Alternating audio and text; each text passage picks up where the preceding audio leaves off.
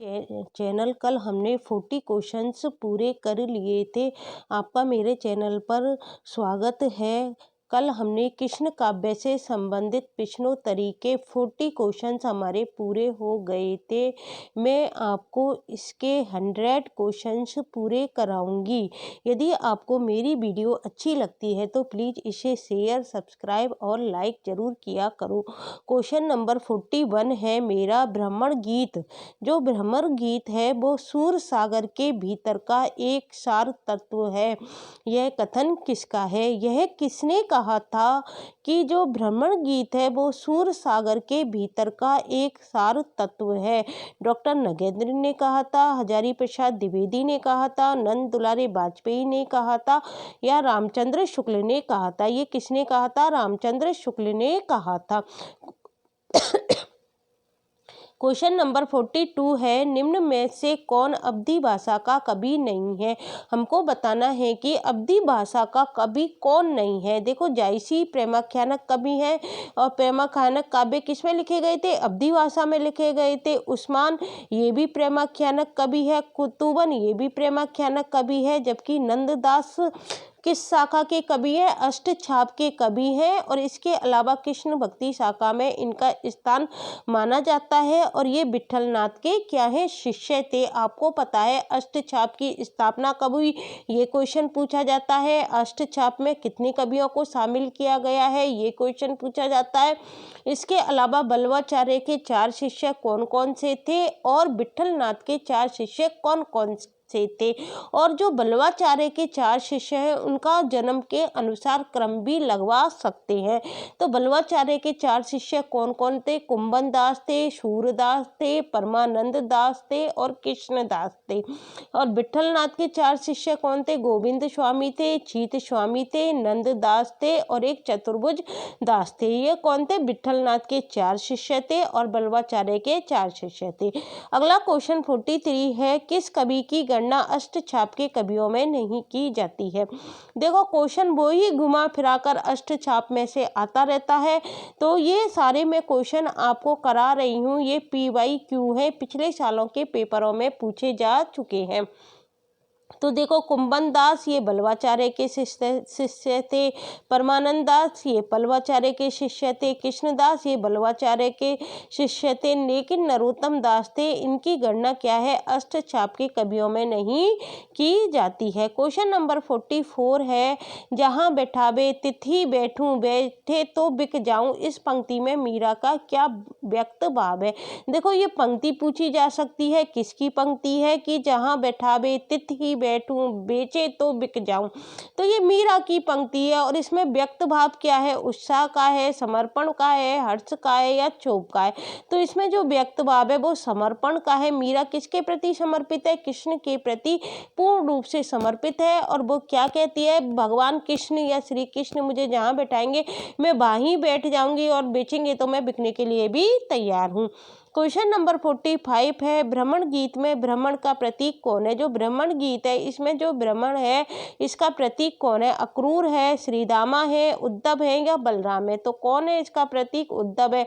उद्धव को संबोधित करते हुए गोपियां क्या करती हैं? उस पर कटाक्ष करती हैं। क्वेश्चन नंबर 46 है किस संप्रदाय में श्री कृष्ण को प्रमुख स्थान प्राप्त नहीं है? आपको पता है ऐसा कौन सा संप्रदाय है जिसमें श्री कृष्ण को प्रमुख स्थान प्राप्त नहीं है? वो राधा वल्लभ संप्रदाय है। नाम से ही स्पष्ट है, राधा के नाम से प्रारंभ है तो राधा को महत्व दिया गया है। वल्लभ संप्रदाय में कृष्ण को स्थान प्राप्त है, गौड़ीय में भी कृष्ण को, निम्बार्क में भी कृष्ण को, लेकिन जो राधा वल्लभ संप्रदाय है उसमें कृष्ण की जगह राधा को प्रमुख स्थान दिया गया है। और इसके अलावा क्या क्वेश्चन पूछा जा सकता है कि राधा वल्लभ संप्रदाय का प्रवर्तन कब हुआ था? तो सन 1534 ईस्वी में हुआ था। और किसने किया था? हित हरिवंश ने किया था। और कहाँ पर किया था? वृंदावन में किया था। ये देखो, एक क्वेश्चन में से मैंने आपको 4-5 क्वेश्चन बनाकर दे दिए हैं कि किस संप्रदाय में राधा को प्रमुख स्थान दिया गया है? राधा वल्लभ संप्रदाय में। दूसरा क्वेश्चन पूछा जा सकता है इस संप्रदाय का प्रवर्तन कब हुआ था? 1534 ईस्वी ईस्वी में। तीसरा क्वेश्चन पूछा जा सकता है किसने किया था, हरिवंश ने। और चौथा क्वेश्चन पूछा जा सकता है कहाँ पर किया था, वृंदावन में किया था। पांचवा क्वेश्चन पूछा जा सकता है इस संप्रदाय में किसको महत्व दिया गया है, तो इस संप्रदाय में राधा का स्थान सर्वोपरि है, ना कि कृष्ण का। इसमें तत्सुखी भाव को महत्व प्रदान किया गया है। इसमें किस भाव को महत्व प्रदान किया गया है, तत्सुखी भाव को महत्व प्रदान किया गया है। यदि हम प्रीवियस ईयर क्वेश्चंस लगाते हैं और उनके जो चारों ऑप्शंस हैं उनको अच्छी तरह से क्लियर करते हैं तो एग्जाम में एक भी क्वेश्चन आपका बाहर नहीं जाएगा। पहले तो आपको अपने कंसेप्ट क्लियर करना है थ्योरी के द्वारा, फिर जितने भी PYQ लगाएं वो लगाने हैं और चारों ऑप्शंस आपको क्लियर होने चाहिए। क्वेश्चन नंबर 47 है, इनमें से कौन सा विठल नाथ जी का शिष्य है। मैंने आपको बताया था अष्टछाप बहुत पूछा जाता है। इसकी स्थापना 1565 में हुई थी। इसमें 8 कवियों को सम्मिलित किया गया है। 4 बल्लभाचार्य के थे, 4 विठलनाथ के थे। अब क्वेश्चन पूछा है विठलनाथ जी का शिष्य कौन है, तो चतुर्बुद्ध दास क्या है, विठलनाथ जी के शिष्य हैं। परमानंद दास किसके हैं, बल्लभाचार्य के। सूरदास बल्लभाचार्य के हैं। कृष्णदास बल्लभाचार्य के हैं। इसके अलावा कुंभन दास भी बल्लभाचार्य के हैं। विठलनाथ के कौन है, गोविंद स्वामी, चीत स्वामी, गोविंद स्वामी, चीत स्वामी, चतुर्बुद्ध दास और नंद दास, ये किसके हैं, विठलनाथ जी के शिष्य हैं। परमानंद दास किसके हैं, बल्लभाचार्य के। विठलनाथ के शिष्य कौन है, देखो मैंने लिख दिए, गोविंद स्वामी, चीत स्वामी, चतुर्बुद्ध दास और नंद दास है। और नंद दास की कृतियां भी पेपर में बहुत पूछी जाती हैं। ये नंद दास भी इंपॉर्टेंट कवि के अंतर्गत आते हैं। सूरदास भी इंपॉर्टेंट कवि के अंतर्गत आते हैं, भक्ति काल की कृष्ण भक्ति शाखा के अंतर्गत। अब देखो 48 क्वेश्चन क्या है, अष्टछाप के कवियों में पिता पुत्र कौन है। आपको पता होना चाहिए कि अष्टछाप के 8 कवि हैं, उनमें ऐसे 2 कवि कौन है जिनका संबंध पिता पुत्र का है। देखो चीत स्वामी, गोविंद स्वामी नहीं है। कुंभन दास और चतुर्बुद्ध दास का संबंध क्या है, पिता पुत्र का है। सूरदास नंद दास नहीं है। परमानंद दास कृष्णदास नहीं है। कुंभन दास चतुर्बुद्ध दास के कौन थे, पिता थे। और चतुर्बुद्ध दास कौन था, कुंभन दास का बेटा था। तो पिता पुत्र कौन हो गए, कुंभन दास और चतुर्भुज दास। क्वेश्चन नंबर 49 है, यह कथन किसका है। आपको पता है शुक्ल के कथन बहुत पेपर में पूछे जाते हैं। मैं आपको शुक्ल की सीरीज भी लेकर आऊंगी, वो भी प्रश्नोत्तरी वाली।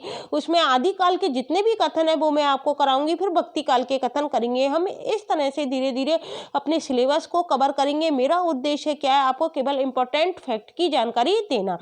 तो क्वेश्चन नंबर 49 क्या है, यह कथन किसका है। वात्सल्य और श्रृंगार के क्षेत्रों का जितना अधिक उद्घाटन सूर्य ने अपनी बंद आंखों से किया है उतना किसी अन्य कवि ने नहीं।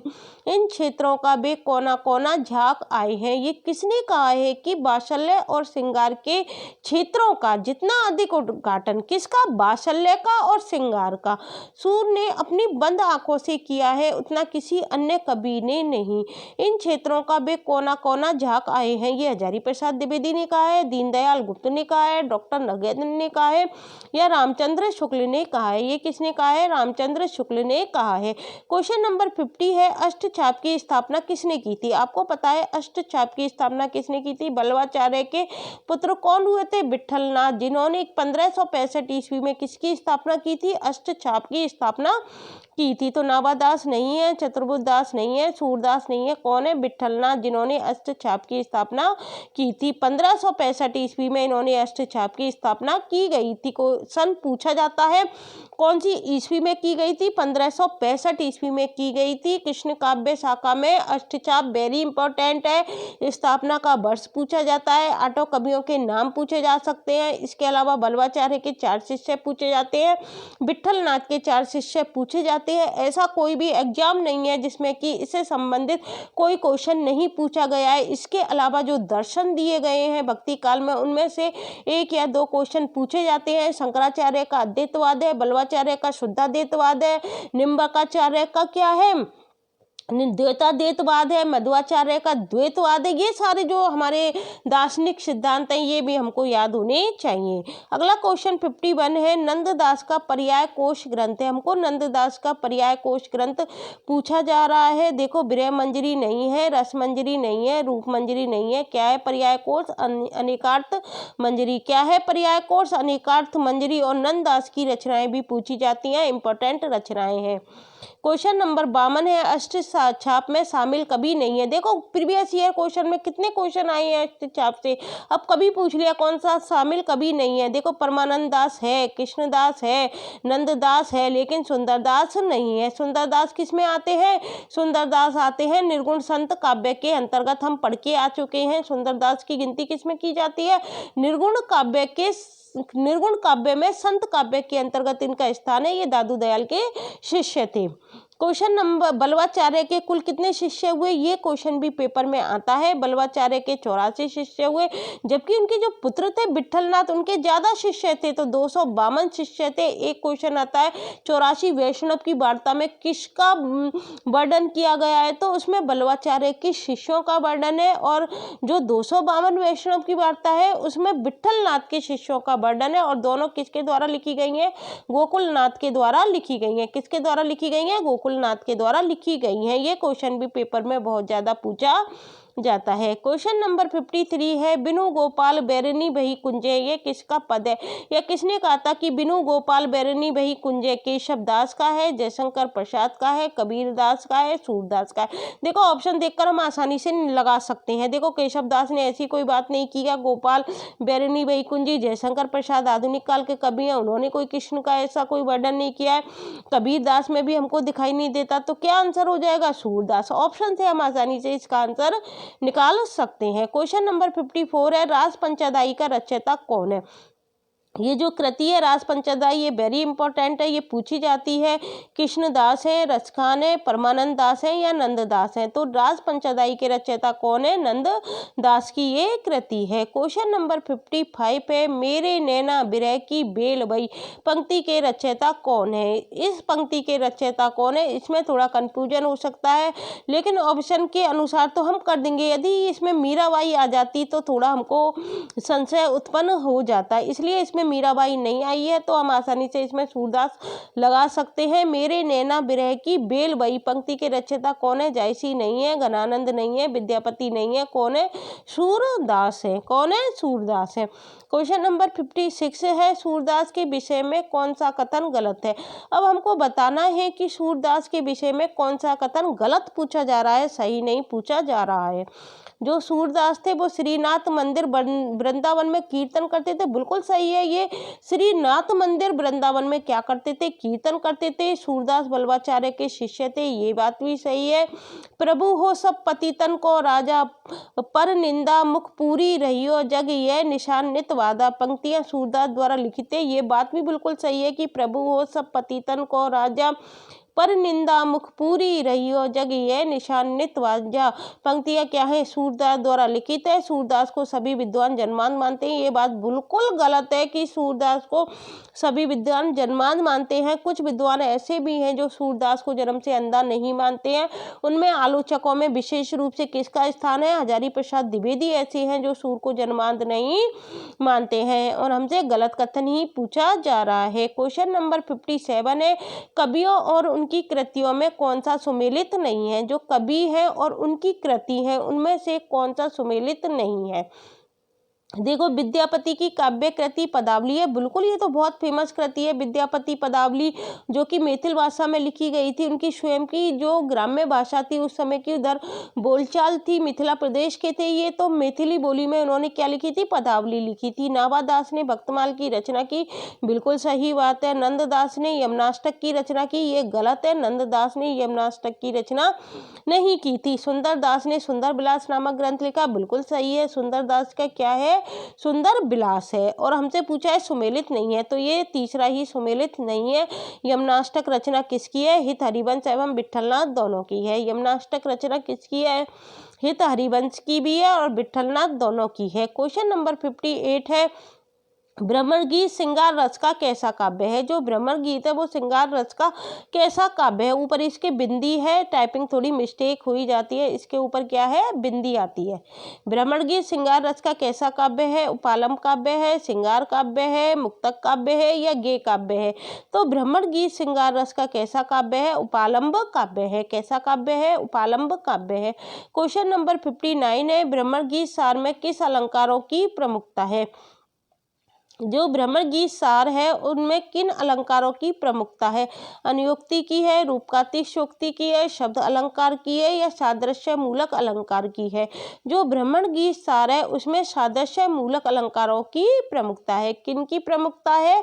सादृश्य मूलक अलंकारों की प्रमुखता है। क्वेश्चन नंबर 60 है, रास पंचाध्यायी की प्रमुख विशेषताएं हैं। हमको किसकी विशेषताएं पूछी जा रही हैं? रास पंचाध्यायी की प्रमुख विशेषताएं पूछी जा रही हैं। तो देखो ये रोला छंद में लिखी गई है। मैंने आपको बताया ये कृति क्या है, इम्पोर्टेंट है, और ये किसकी है? नंददास की है। तो ये रोला छंद में लिखी गई है। रास से आप लगा लेना, रोला छंद में लिखी गई है।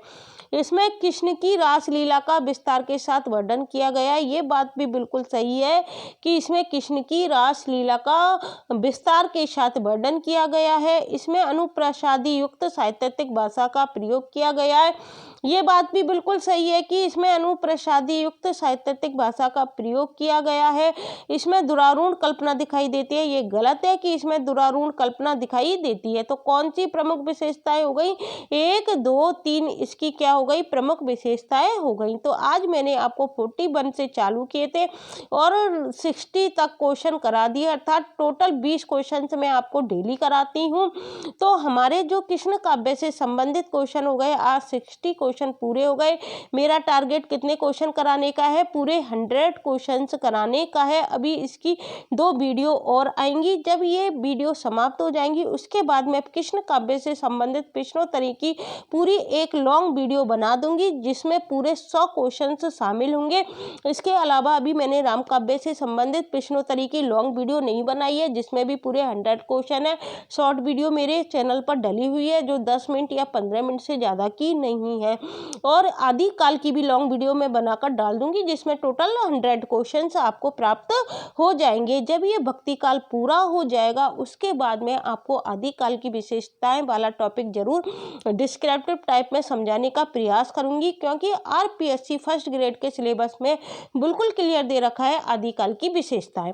वैसे मैंने आपको क्वेश्चंस करा दिए हैं आदिकाल की विशेषताओं से संबंधित, लेकिन आपको जानकारी होनी चाहिए कि आदिकाल में सिद्ध साहित्य के अंतर्गत हमको क्या विशेषताएं दिखाई देती हैं, नाथ साहित्य में हमको क्या विशेषताएं दिखाई देती हैं, जैन साहित्य में हमको क्या विशेषताएं दिखाई देती हैं, रासो साहित्य में हमको क्या विशेषताएं दिखाई देती हैं, लौकिक साहित्य में क्या विशेषताएं दिखाई देती हैं।